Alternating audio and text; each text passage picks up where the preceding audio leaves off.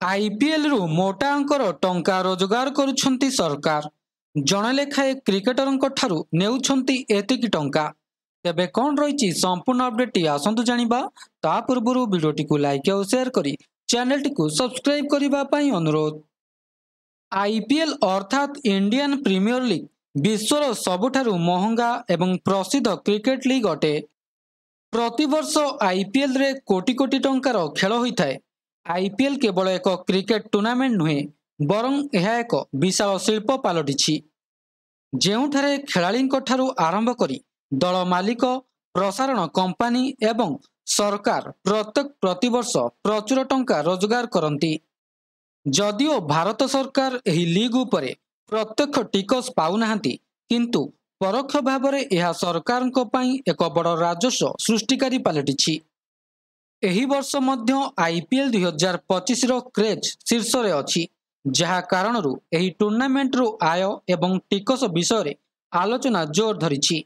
एपरि परिस्थिति रे आसंतु जानिबा सरकार एथिरु केते टंका रोजगार करंती।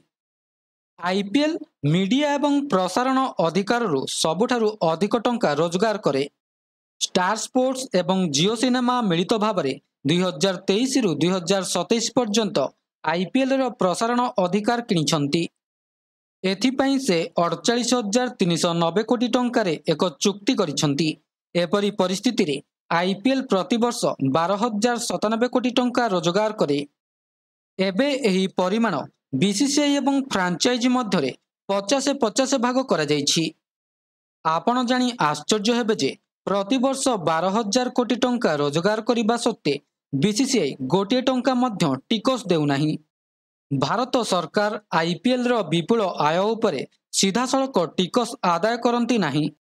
प्रकृत में यह पछरे कारण हेउछि जे बीसीसीआई 2021 मसीह चुक्ति देइथिला जे आईपीएल आयोजनर उद्देश्य क्रिकेट को प्रोत्साहित करिबा, खेल को प्रोत्साहित करिबा जोगु एहाको टिकस बाहर रखा जाइछि।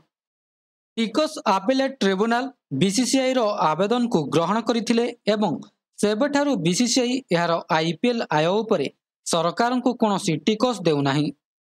तेबे आसंतु जानिबा सरकार किपरि टंका रोजगार करंती एही आईपीएल टूर्नामेंट रु। जदिओ आईपीएल टिकस मुक्त तथापि सरकार एथिरु रोजगार करंती। प्रकृत में खेलाड़ी मानक दरमारू कटा जाउथिबा टीडीएस रु सरकार प्रचुर टंका रोजगार करंती। 2025 मेगा निलाम रे 10टी दल खेलाड़ी को किनिबा पई 639 कोटी टंकारु अधिक टंका खर्च करथिले। एही समय मध्यरे 120 जन भारतीय एवं 62 जन विदेशी खेलाड़ी नाल निलाम होइथिला। एबे सरकार एही खेलाड़ी मानक द्वारा पाउथिबा दरमारू टिकस आदाय करंती।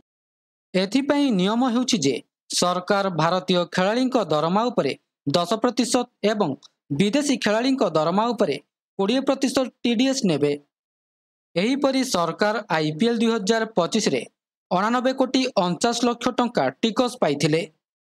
धरा जाऊ जदि ऋषभ पंत आईपीएल रो सबुठारु महंगा खेलाड़ी एवं से 27 कोटी टंका दरमा पाती तेबे तांकु एथिरे 10% टिकस अर्थात 2.7 कोटी टंका देबाकु पड़िबो।